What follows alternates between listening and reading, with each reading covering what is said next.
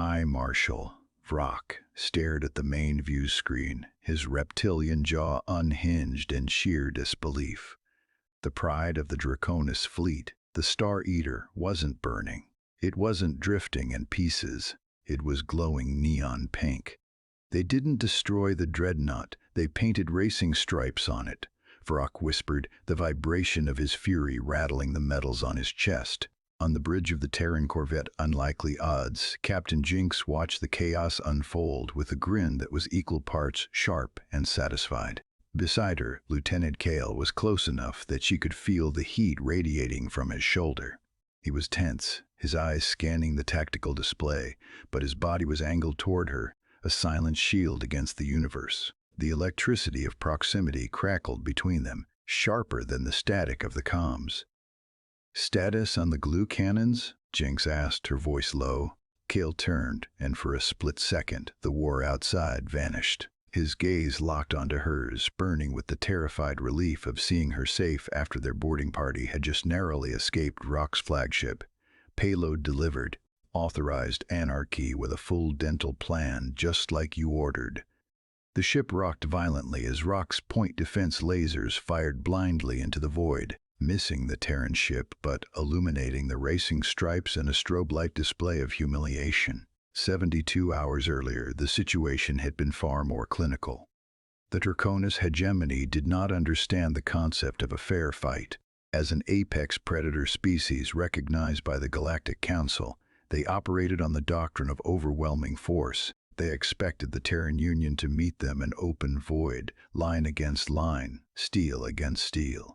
Rock had studied the data. He knew the tonnage, the weapon outputs, and the shield frequencies. What he failed to account for was the Terran spirit. Institutional rigidity was the hegemony's greatest armor and its fatal flaw. They built their empire on structure, hierarchy, and predictability. They assumed that a smaller force would capitulate when faced with mathematical impossibility. They didn't understand that when you back a human into a corner, you don't get a surrender. You get a species that invents new physics just to spite you. "This is High Marshal Vrock." The transmission had boomed across the Sol system 3 days ago. "Surrender your vessels. Resistance is illogical." "He's quoting the handbook," Kale had muttered, standing at Jinx's side on the bridge. He smelled of ozone and black tea, a grounding scent in the sterility of the recycled air. "He thinks this is a standard sci-fi scenario." Jinx had leaned back in her chair, tapping her fingers on the armrest. "Let's show him why the Galactic Council calls us a Deathworlder species. Initiate the asymmetric warfare protocols." The goal wasn't to outgun the enemy. It was to outthink them. It was about leveraging human ingenuity to disrupt a larger, standard army using unconventional tactics. Vrock expected nuclear fire. Instead, he got the Chaos Protocol Squad. The first strike hadn't been lethal. It had been psychological. Jinx's hackers had bypassed the Draconis firewalls, not to disable the weapons, but to target the mess halls. "We hacked your coffee machines to brew only lukewarm decaf," Jinx announced over the open channel, interrupting Vrock's second demand for surrender. It seemed petty, but it was a masterstroke of psychological operations. PsyOps wasn't just about fear. It was about breaking morale through confusion and irritation. A tired, caffeine-deprived crew was a crew that made mistakes, and Vrock's crew was beginning to crack.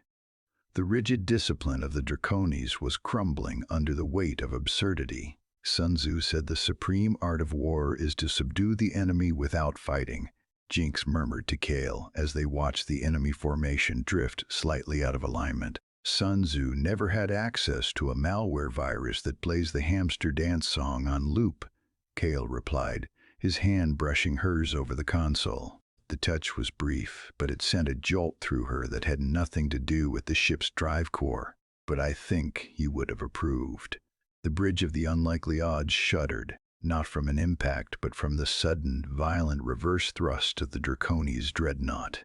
On the view screen, the neon-pink Star Eater was backing away, its massive engines flaring white-hot in a maneuver that screamed panic. "They're retreating," Kale said, his voice tight. He hadn't moved from Jinx's side. His hand was now resting firmly on the small of her back, a point of heat anchoring her as the gravity stabilizers whined to keep up with the ship's erratic movements.